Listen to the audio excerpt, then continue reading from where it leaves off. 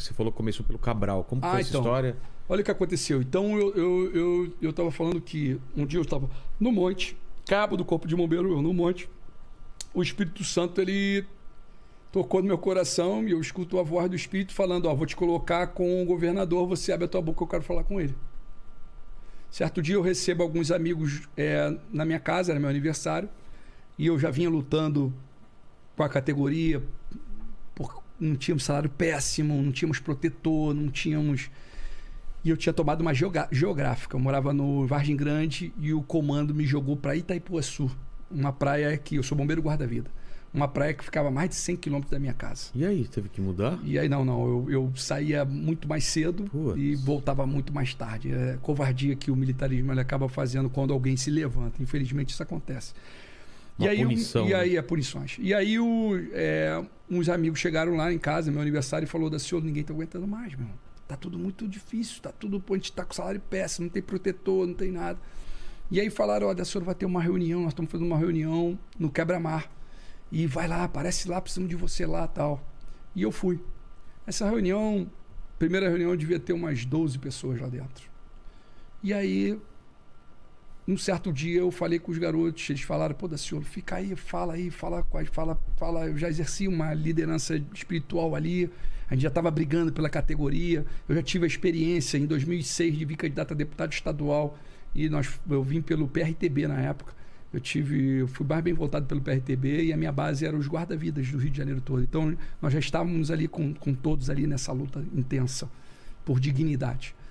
E aí eu falei com todos, olha, meu irmão, eu venho, varão, mas vamos convidar um amigo para estar presente. E eles perguntaram quem? E eu falei: Jesus Cristo. Eles falaram: então chama, Daciolo. E nós convidamos Jesus Cristo. E aí aquele movimento sai de 12 pessoas e vai para 120, 240, começa a multiplicar e começa a crescer. Sofremos muito, sabe? Os militares, de modo geral, fomos perseguidos pelo governador de forma muito bruta. Ele prendeu todos os militares de forma muito intensa, o tempo todo, perseguição. Prendeu? Em um ano eu fui preso 5 vezes. A última prisão que ele me deu foi em Bangu 1. Ele me botou em Bangu 1 e me colocaram em crime de segurança pública nacional. Quem me prendeu foi a Dilma com o Cabral. E eu estava no monte e o Espírito Santo tinha falado para mim que ele ia me colocar diante do governador. Você foi preso por... Eu vou chegar aí. Eu vou chegar aí. Dentro do movimento. Tá. O movimento começa naquela reunião que é pequena, Jesus entra, nós começamos a pregar e eu o tempo todo sabendo que eu precisava de 5 minutos com o governador, porque tinha algo para entregar para ele que o Criador o Espírito Santo tinha falado para mim, comigo no monte. Meu irmão, começa a ganhar uma força muito grande aquele movimento, ele começa a crescer, perseguição muito grande. Eu sei que o Cabral começou a prender os militares em vários locais, E um dia eu recebo uma ligação, um juiz, José Barroso Filho, me liga e fala: Daciolo, amando da Dilma, me liga e fala: Daciolo, nós estamos com um problema na Bahia, o Exército e a Segurança Pública estão em confronto e sabemos que você exerce uma liderança na Segurança Pública de forma nacional, você pode nos ajudar? E eu falei: o senhor pode aguardar que eu retorno? Desliguei o telefone, liguei para um amigo chamado Mendonça Prado, que na época era deputado federal e comandava a bancada, era presidente da bancada da Segurança Pública. Liguei para ele, expus tudo o que aconteceu e eu falei para ele: olha, varão, se você for comigo, eu vou. Ele falou: eu vou, Daciolo. Então saiu eu, ele e o juiz federal para a Bahia. Chegamos na Bahia, nós fomos recebidos pelo vice-governador Otto Alencar, pelos senadores, por deputados. Falamos com os militares que estavam ao redor. Chegamos lá, verdadeiramente era um clima de guerra. O negócio estava muito tenso, todo mundo com arma apontada um para o outro. De um lado tinha o Exército, do outro lado a Segurança Pública, e um confronto muito intenso. Isso é o que a nova ordem mundial quer proporcionar. Porque se você faz uma batalha entre as forças da Segurança Pública e as Forças Armadas, você vai chamar quem? Aí você chama a ONU e os Estados Unidos vem, entra no Brasil, toma o Brasil sem dar um tiro. Ainda sai como herói. Num caos geral generalizado, que é o que eles estão provocando. Eles querem uma guerra civil na nação. Está repreendido em nome do Senhor Jesus. Conclusão. O general Gonçalves Dias era o responsável pela missão. Ele chega para mim e fala: Daciolo, você pode entrar com um juiz para tentar acalmar isso? E eu falei: posso. Só que primeiro eu fui com a minha Bíblia. Eu falei: primeiro eu preciso orar para aqueles homens que estão do lado de fora. Tinha uns 3 mil homens armados do lado de fora, cercado pelo Exército também. E mais um grupo de uns 500 homens na parte interna da ALERJ, da Assembleia Legislativa da Bahia.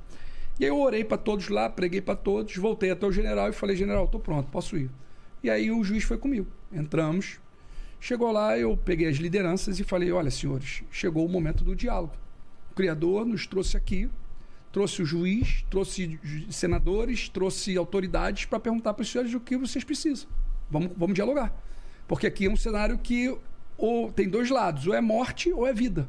Quem quer vida é o pai, o Satanás quer morte. E se um apertar o gatilho aí, vai ter morte de massa aqui. Conclusão, eles ouviram, entenderam e se entregaram. Eu peguei o avião e voltei.